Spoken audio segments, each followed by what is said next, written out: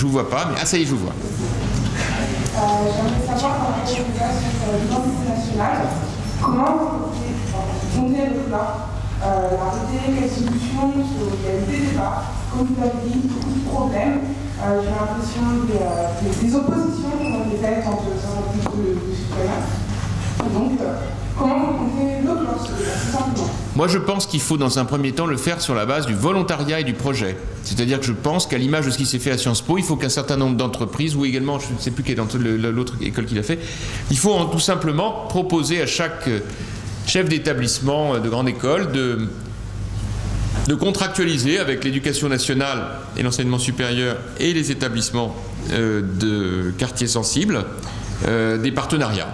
Et le faire sur une base d'incitation forte de toute nature, y compris financière, pour qu'on puisse imaginer, par voie d'exemplarité, à ce que ça se diffuse un peu partout, et qu'ainsi on dise, bah tiens, telle école elle le fait, telle autre elle le fait pas, tant pis pour elle. Et puis petit à petit, si ça marche pas, à ce moment-là, on va dans un processus plus contraignant. Mais je suis persuadé qu'un certain nombre d'entreprises, de grandes écoles, auraient tout à gagner à proposer ce type de process et à le faire vivre.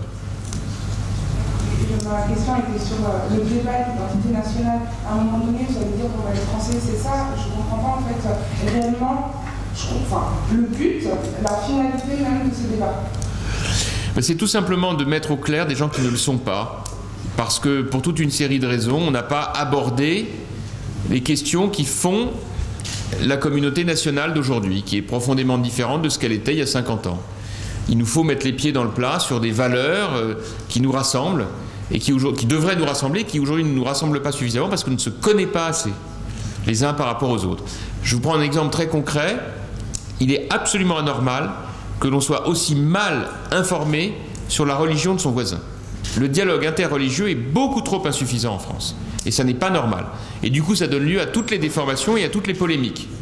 Et je pense que si on connaissait mieux la religion de l'autre, on serait en situation de mieux la respecter. Je pense que de la même manière, dans le débat sur l'identité, on doit assumer la question de l'égalité des chances. On ne peut pas parler d'identité française si on ne crée pas la dynamique d'une réussite individuelle et collective. Or, il y a trop de Français aujourd'hui qui pensent que pour eux, ce sera plus difficile que pour les autres. Et ça, c'est pas acceptable.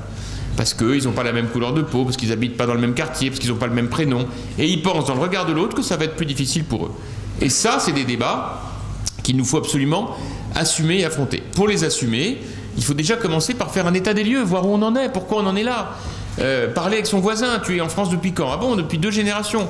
Raconte-moi, et ton grand-père, il est venu comment? Et à quel endroit? Il habitait où? Et qu'est-ce qu'il est venu faire? Et pourquoi? Et toi, tu dis quoi? Tu penses quoi? Et s'il y avait une guerre, t'aurais envie d'aller défendre ton pays? Non, oui, pourquoi? Qu'on ait des discussions sur tout ça. On n'en a jamais.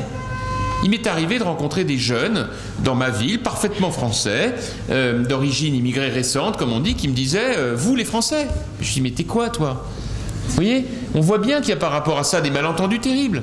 Donc il faut avoir ce groupe de paroles, comme on dit en psy, qui permettent de discuter de tout ça et de mettre les pieds dans le plat. Or, on ne l'a jamais fait depuis 40 ans. Tout ça paraissait acquis alors que ça ne l'était pas. Et donc, qui est comment qui va déterminer les valeurs communes qu'on vous parliez tout à l'heure, et comment vont être déterminées les valeurs les plus importantes de telle autre? Je pense que les valeurs communes, elles doivent être mises dans le débat. Il n'y en a pas 36. À mes yeux, il y en a 5. Il y a la liberté, l'égalité et la fraternité, les 3 de la République que l'on connaît. Il y en a une 4e qui est la laïcité, sur lequel il faut qu'on ait un débat de fond. La laïcité, c'est pas la négation des religions. La laïcité, c'est pas de dire on parle pas religion, c'est pas vrai. C'est simplement la liberté d'exercer son culte dans le respect de celui de l'autre. Encore faut-il connaître celui de l'autre. Donc il y a un vrai débat sur la laïcité, ne serait-ce que pour dire ce qu'on fait, ce qu'on peut faire ou pas faire. Quelles sont les règles d'une communauté religieuse? Elles doivent être subordonnées aux lois de la République. Personne ne le dit. Il faut l'évoquer. Et enfin, la cinquième valeur, qui est essentielle, c'est la sécurité. Vous ne pouvez pas faire le vivre ensemble si les gens ont peur des uns des autres. Donc on doit assumer la sécurité comme une valeur de la République. L'État doit la sécurité à ses concitoyens. Et donc sur cette base, on a une réflexion dans laquelle on doit faire avancer les gens ensemble avec un vrai programme sur l'égalité des chances, sur le décloisonnement, la mixité sociale. C'est aberrant aujourd'hui d'imaginer qu'il y ait des établissements scolaires par quartier. Au nom de quoi?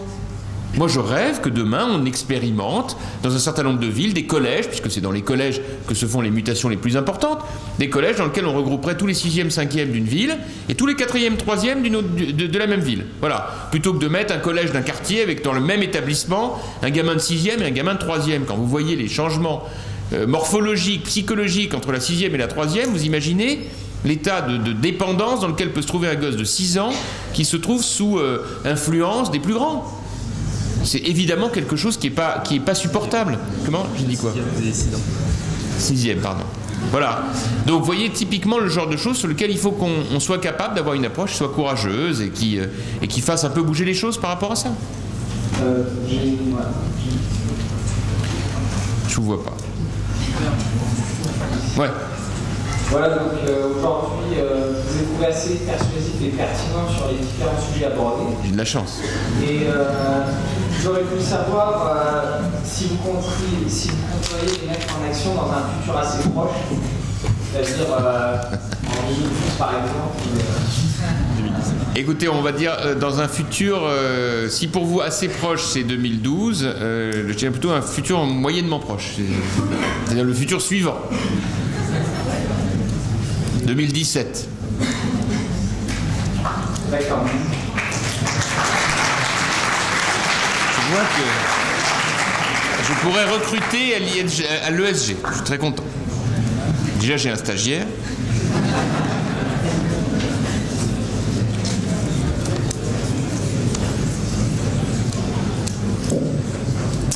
Alors.